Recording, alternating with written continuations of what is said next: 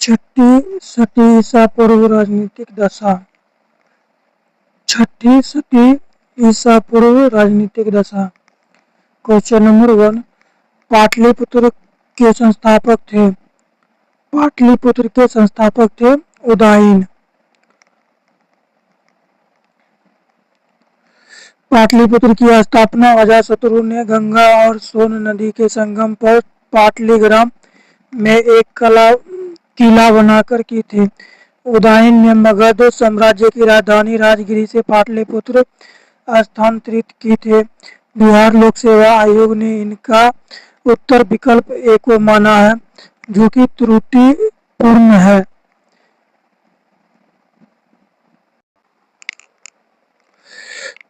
Question number 2, Pataliputra को किस शासक ने सर्वप्रथम अपनी राजधानी बनाया?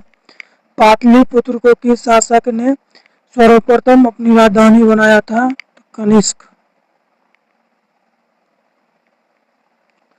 क्वेश्चन नंबर 3, किस शासक ने अपनी राजधानी पाटलिपुत्र में स्थानांतरित की थी? किस शासक ने अपनी राजधानी पाटलिपुत्र में स्थानांतरित की थी? तो उदयन ने की थी। क्वेश्चन नंबर 4, निम्नलिखित में से किस राजा ने पाटलिपुत्र बसाया था? निम्नलिखित में से किस राजा ने पाटलिपुत्र बसाया था? अजातशत्रु ने। क्वेश्चन नंबर 5, किस शासक द्वारा सर्वप्रथम पाटलिपुत्र का राजधानी के रूप में चयन किया गया? किस शासक द्वारा सर्वप्रथम पाटलिपुत्र का राजधानी के रूप में चयन किया गया? उदयन के द्वारा।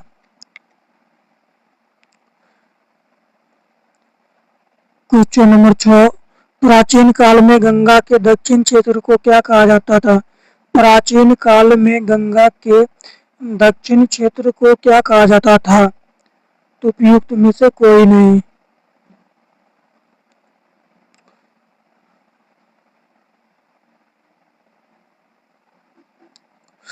प्राचीन काल में गंगा के दक्षिण का क्षेत्र मगध के नाम से जाना जाता था। तक्षशिला सिंधु और झेलम नदी के बीच स्थित था। चोल गोदावरी नदी के दक्षिण में स्थित था। अंततः प्राचीन भारत में वैदिक कालीन एक साम्राज्य था।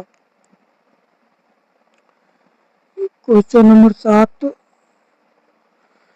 प्रथम मगध साम्राज्य का उत्कर्ष किस शताब्दी में हुआ था? प्रथम मगध साम्राज्य का उत्कर्ष किस शताब्दी में हुआ था? ईसा पूर्व 6ठी शताब्दी में हुआ था। प्रथम मगध साम्राज्य का वास्तविक संस्थापक राजा बिंबिसार था। लगभग 544 से 492 ईसा पूर्व। वह हर्यक वंश का संस्थापक था। मगध का उत्कर्ष ईसा पूर्व 6ठी शताब्दी में हुआ था। क्वेश्चन नंबर 8, निम्नलिखित में से किस महान शासक ने प्राचीन बिहार में हर्यक वंश की स्थापना की? निम्नलिखित में से किस महान शासक ने प्राचीन बिहार में हर्यक वंश की स्थापना की? तो बिंबिसार ने की थी। प्रथम मगध साम्राज्य का उत्कर्ष ईसा पूर्व 6ठी शताब्दी में हुआ था। इस साम्राज्य की महत्ता का वास्तविक संस्थापक राजा बिंबिसार था। वह हर्यक वंश से संबंधित था। लगभग 544 से 492 ईसा पूर्व। क्वेश्चन नंबर 9, मगध की राजधानी राजगिरी का प्राकृत नाम क्या था? मगध की राजधानी राजगिर का प्राकृत नाम क्या था? तो राजगिरी।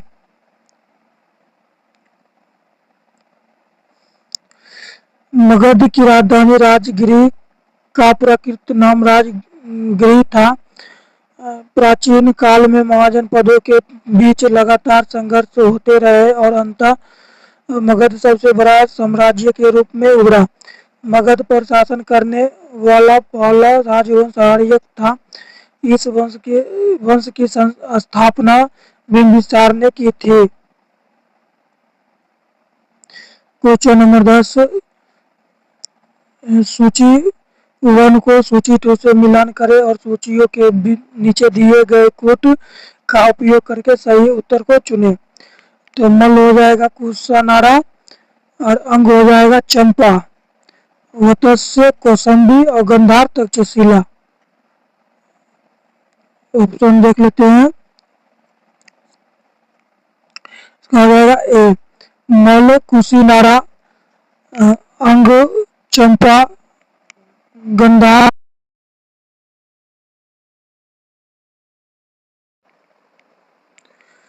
महाजनपद एवं उनकी राजधानियां। मल की राजधानी कुशीनारा या कुशीनगर, अंग की राजधानी चंपा, गंधार की राजधानी तक्षशिला, वत्स्य की राजधानी कौशाम्बी। क्वेश्चन नंबर 11, विश्व का पहला गणतंत्र वैशाली में किसके द्वारा स्थापित किया गया? विश्व का पहला गणतंत्र वैशाली में किसके द्वारा स्थापित किया गया? तो लक्ष्मी के द्वारा स्थापित किया गया। ईसवी पूर्व 6वीं सदी में विश्व की प्रथम गणतंत्रात्मक व्यवस्था वैशाली में थे।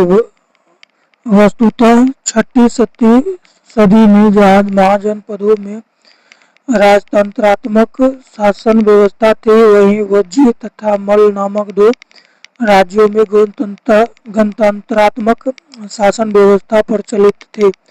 वज्जी 8 राज्यों का एक संघ था, जिसमें वैशाली के लक्ष्मी सर्वाधिक शक्तिशाली थे। क्वेश्चन नंबर 12, ईसा पूर्व 6वीं सदी में विश्व की प्रथम गणतंत्रात्मक व्यवस्था कहाँ थी? ईसा पूर्व 6वीं सदी में विश्व की प्रथम गणतंत्रात्मक व्यवस्था कहाँ थी? तो वैशाली में थी। क्वेश्चन नंबर 13, मगध की प्रारंभिक राजधानी कौन सी थी? मगध की प्रारंभिक राजधानी कौन सी थी? राजगिरी या गिरिवर्ज थी।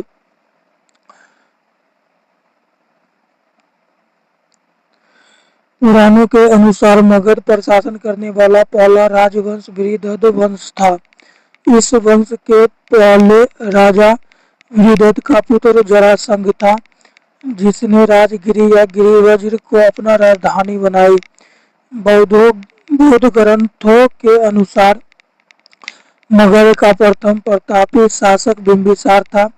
यह हर्यक वंश से संबंधित था। इसकी मृत्यु 492 ईसा पूर्व में हुई। इसके पश्चात अजातशत्रु मगध का शासक हुआ। अजातशत्रु के पुत्र उदयन ने अपनी राजधानी राजगिरी से पाटलिपुत्र स्थानांतरित की। क्वेश्चन नंबर 14, प्राचीन महाजनपद मगध की प्रथम राजधानी कौन सी थी? प्राचीन महाजनपद मगध की प्रथम राजधानी कौन सी थी? उपयुक्त में से कोई नहीं, उपयुक्त में से एक से अधिक। क्वेश्चन नंबर 15, प्रारंभिक वैदिक काल के दौरान कौन सा शहर प्राचीन मगध साम्राज्य की राजधानी के रूप में कार्य करता था? प्रारंभिक वैदिक काल के दौरान कौन सा प्राचीन मगध साम्राज्य की राजधानी के रूप में कार्य करता था? तो इसका हो जाएगा राजगिरी। क्वेश्चन नंबर 16, अजातशत्रु के वंश का नाम क्या था? अजातशत्रु के वंश का नाम क्या था? तो हर्यक वंश। नेक्स्ट, मगध शासक अजातशत्रु 492 से 460 ईसा पूर्व अपने पिता एवं हर्यक वंश के संस्थापक बिंबिसार की हत्या कर राजगद्दी पर बैठा था। इसकी हत्या भी इसके पुत्र उदयन ने कर दी थी। क्वेश्चन नंबर 17, अजातशत्रु के वंश का नाम क्या था? अजातशत्रु के वंश का नाम क्या था? आर्यक वंश। क्वेश्चन नंबर 18, 16 महाजन पदों की सूची उपलब्ध है। 16 महाजन पदों की सूची उपलब्ध है अंगुत्तर निकाय में।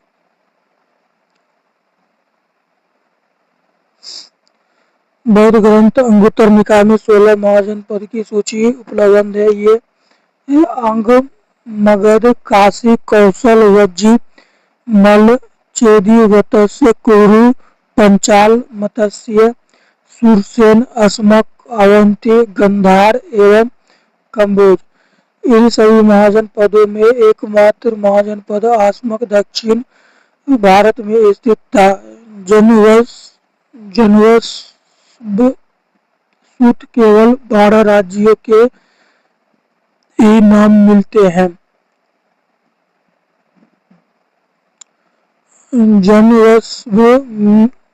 सूत में केवल 12 राज्यों के नाम मिलते हैं। जैन ग्रंथ भगवती सूत्र में भी 16 महाजन पदों की सूची मिलती है, किंतु वहाँ इनके नाम कुछ विभिन्न प्रकार के हैं। क्वेश्चन नंबर 19, परोघत कहा जाता था अवंती को। बुद्ध के समय अवंती का राजा चंड प्रघोत था। इसकी पुत्री वर्णवक्ता से वत्स्य नरेश उदयन ने विवाह किया था, जिसका उल्लेख भास रचित स्वप्नवश सवदत्ता नामक नाटक में है। आधुनिक मलवा ही प्राचीन काल का अवती था, जिसके 2 भाग थे। उत्तरी अवंती की राजधानी वज्रायनी तथा दक्षिणी अवंती की राजधानी माहिष्मती थी। क्वेश्चन नंबर 20, मगध शासक बिंबिसार का चिकित्सक कौन था? मगध शासक बिंबिसार का चिकित्सक कौन था? तो जीवक। मगध शासक बिंबिसार का चिकित्सक जीवक था। बिंबिसार ने उसे अवंती नरेश चंड प्रघात के इलाज के लिए भी भेजा था। क्वेश्चन नंबर 21, नंद वंश के पश्चात मगध पर किस राजवंश ने शासन किया? नंद वंश के पश्चात मगध पर किस राजवंश ने शासन किया? तो मौर्य वंश ने शासन किया था। मगध के नंद वंश की स्थापना शिशुनाग वंश का अंत करके की गई थी। नंद वंश में कुल 9 राजाएं हुए थे। नंद वंश के अंतिम काल में जनता से बलपूर्वक धन वसूलने तथा छोटी छोटी वस्तुएं पर भारी कर लगाने के कारण जनता शासकों के विरुद्ध हो गई और चारों ओर घृणा एवं असंतोष का वातावरण व्याप्त हो गया। इसी का लाभ उठाकर चंद्रगुप्त मौर्य ने चाणक्य के सहयोग से घनानंद की हत्या कर नंद वंश का अंत कर दिया। इस प्रकार नंद वंश के तत्काल पश्चात मगध पर मौर्य वंश का शासन स्थापित हुआ। उसके उपरांत शुंग, कण्वन, गुप्त आदि ने शासन किया। प्रश्न अनुसार निकटतम सही उत्तर विकल्प ए है। क्वेश्चन नंबर 22, कलिंग नरेश खारवेल का संबंध था। कलिंग नरेश खारवेल का संबंध था। तो 22 का ए उपयुक्त में से कोई नहीं, उपयुक्त में से एक से अधिक। कलिंग के चेदी राजवंश का संस्थापक महामेघवाहन नामक व्यक्ति था, अतः इस वंश का नाम महामेघवाहन वंश भी पड़ गया। इस वंश का सर्वाधिक शक्तिशाली शासक खारवेल हुआ। क्वेश्चन नंबर 23, राजा खारवेल का नाम जुड़ा है। राजा खारवेल का नाम किससे जुड़ा है? तो हाथी गुफा अभिलेख के साथ।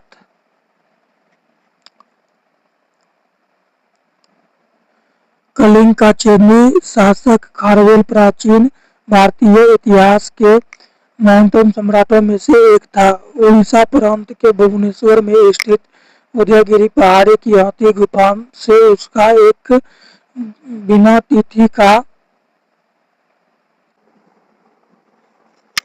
अभिलेख प्राप्त हुआ है। इसमें खारवेल के बचपन, शिक्षा, राज्य अभिषेक तथा राजा होने के बाद से 13 वर्षों तक के शासनकाल की घटनाओं का क्रमबद्ध विवरण दिया हुआ है। यह अभिलेख खारवेल का इतिहास जानने का एकमात्र स्रोत है। क्वेश्चन नंबर 24, अंग महाजनपद की राजधानी थी। अंग जनपद की राजधानी थी।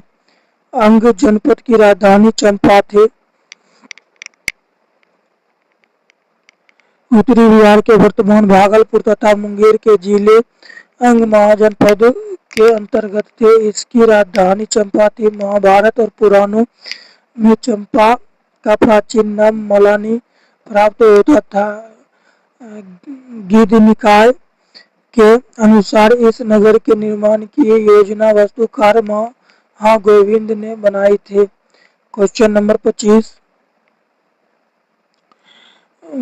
बरावर पर्वत श्रृंखला स्थित गोरखगिरी किसके द्वारा विभाजित की गई? बरावर पर्वत श्रृंखला स्थित गोरखगिरी किसके द्वारा विभाजित की गई? तो खारवेल के द्वारा। चेदी वंश के शासक खारवेल ने बरावर पर्वत श्रृंखला स्थित गोरखगिरी को विभाजित किया। खारवेल का हाथी गुफा अभिलेख चेदी वंश के महान शासक खारवेल से संबंधित था। यह अभिलेख भारत का पहला प्रशस्ति अभिलेख है।